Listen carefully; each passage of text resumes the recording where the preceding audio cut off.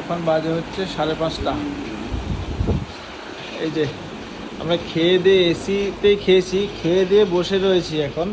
এই যে বসে বসে মোবাইল ঘাঁটছি, আর তাই সারাক্ষণ খাটাখাটনি করে থালা বাসন মেজে টেজে সব রান্না বান্না কমপ্লিট করার পর খাওয়া দাওয়া খেয়ে সবাই মিলে এখন বসেছে রেস্ট করতে।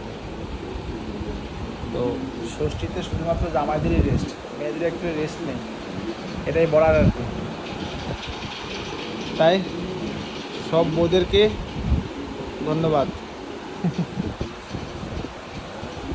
খুশি হয়েছে তো, বউদেরকে ধন্যবাদ জানিয়েছি যারা ষষ্ঠীতে ভালো মতো রান্না করে খাওয়ানোর জন্য।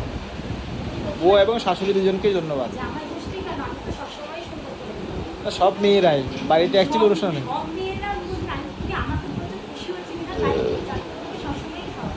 না, অ্যাকচুয়ালি এটাই যে ষষ্ঠী হোক বা অনুষ্ঠান হোক, বাড়িতে যাই হোক না কেন, ছেলেদের একটু রেস্ট হওয়ার সময় থাকে, মেয়েদের অ্যাকচুয়ালি রেস্ট বলে কিছু সেরকমভাবে হয় না আর কি।